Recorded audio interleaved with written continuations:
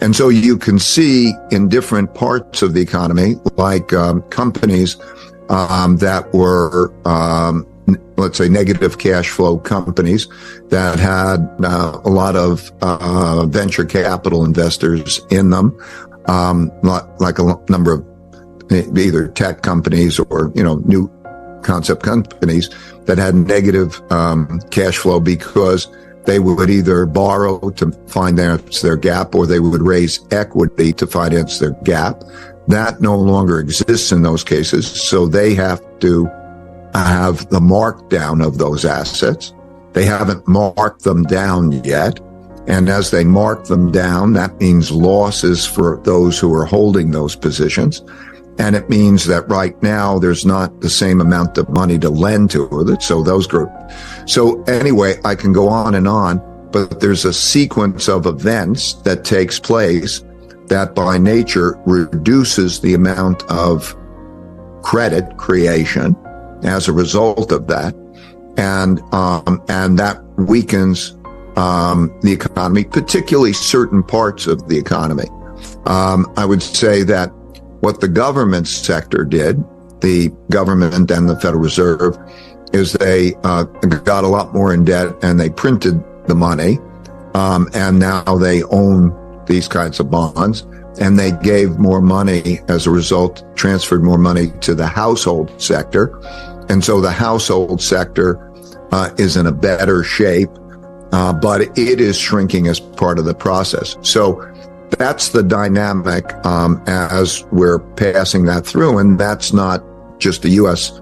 dynamic, that's a world dynamic, which again is happening at the same time as there's the political internal fighting over wealth and values. That's playing a role, and it enters into tax policy. How will you deal with the gap? What will, let's say as we're dealing with the debt ceiling, there's two philosophies on the debt ceiling, right? And, so there's probably going to be a conflict over those two philosophies for the debt ceiling. So we have political situations. And when we come into the 2024 elections, these things are going to be bigger. So you see a fragmentation. You see people moving from one state to another for these various reasons and so on.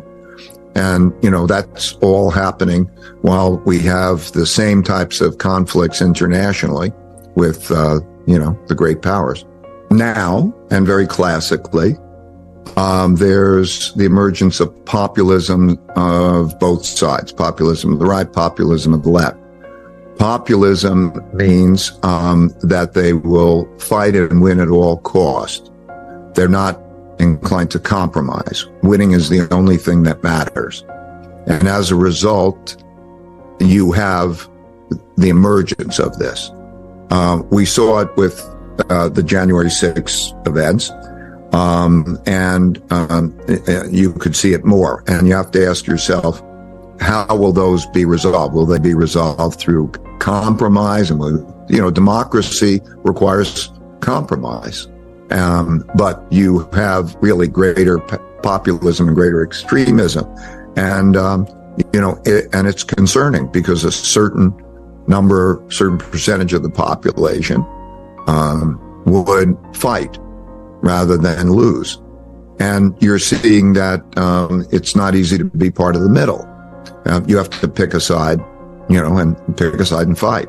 That's always been classically the case. If you look at the French Civil War, the Russian Civil War, they call them Russian Revolution, but Civil War, the Chinese, the Cuban, I don't know, many of them, you have that dynamic take place.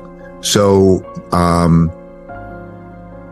the working together to resolve issues is not likely to be great and is a big risk.